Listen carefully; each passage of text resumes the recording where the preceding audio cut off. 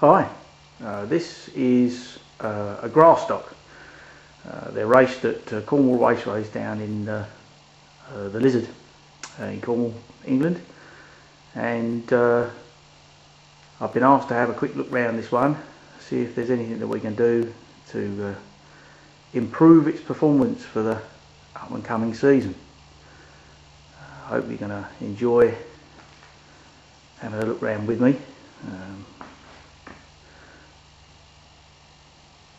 They're a very cheap form of racing. They're basically designed around the Mark 1 Fiesta with obviously modifications. The front suspension's a bit of a mishmash. It's got Mark 1 Fiesta lower link, lower wishbone, and the hub, and then that's shock absorber and spring setup is off of a rear of a Montego.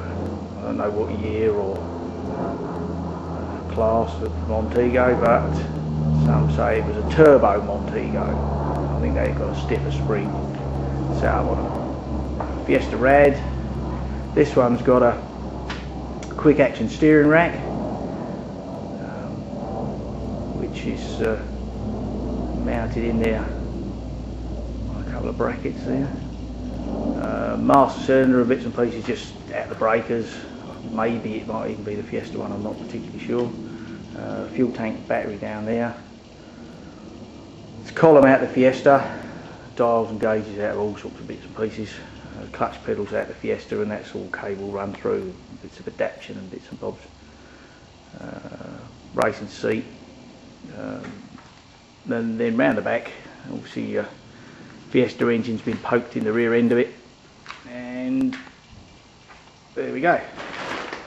This one's been in there about 3 years, I think this one's been in there. But the car's only been raced for a few races end of last season, due to the fact that the previous owner decided they wanted to sell it, and it laid around for a couple of years. They're pretty battered, they're pretty bent.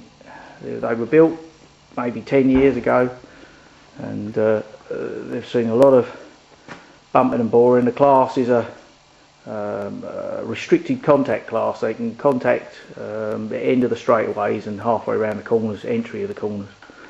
But things tend to bend. The lower wishbones, you sort of see those steering arms in there have been bent to buggery. I don't know if you can quite see that. Let's see if I can get around here. There we go. They're bent to hell and back, which doesn't help with the setup. If I stand around the front of it again, you can see that the rear wheels are towing out a tremendous amount, and on both sides, due to all that linkage being bent at the back, and it's got a dreadful amount of bump steer on the back, which also sort of tends to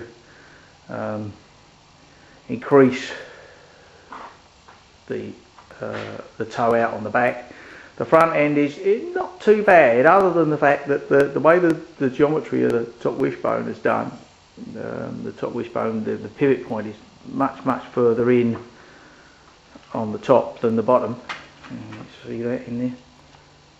And there's the pivot point, which makes it's got not so much camber gain but anti-camber gain on the front, which is something I'm going to have a little look at. The front wheel nearly folds underneath the car on a hard left-hand turn. They only turn left, which is a tradition of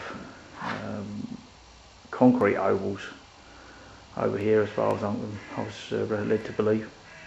I built one, or I did some adaptations on one for the current champion in this class. I say current champion. I think there's 10 of these that kick around, and there's 8 that race, and they race the same track about once a fortnight through the season. So it's all fun racing. It's just something to be done just to because they can't afford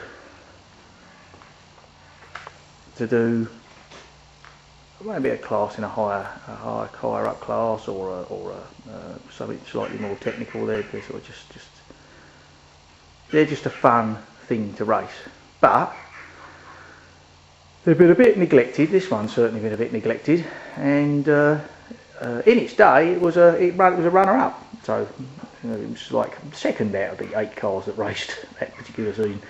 But hopefully we can do a little bit of something with it. We can tidy it up.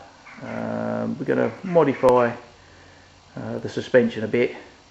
We're not allowed to do too much. The basic thing is it's to keep it cheap. The whole idea of the class is that anybody can do it, keep it cheap, and so we can afford to go racing. It's around £6.50 for entry into the track, and for that you usually get 4 races, 3 heats and a final, 10 laps. 10 laps in the heats, and I don't know if there's 12 or 15 laps in the final. I can't quite remember. But what we're going to do is I'm going to try and go through this with you and show you what's going on. There's several people who have asked me concerning the last car that I did, what I did and how I did it and why I did it, and so I thought I'll make a little video and show you what's going on, and that you don't need expensive tools, that you don't need anything too fancy. I've got a little computer program that I bought off Performance Trends. That is just to give me the roll centre positions and just see how things move around on the roll centre.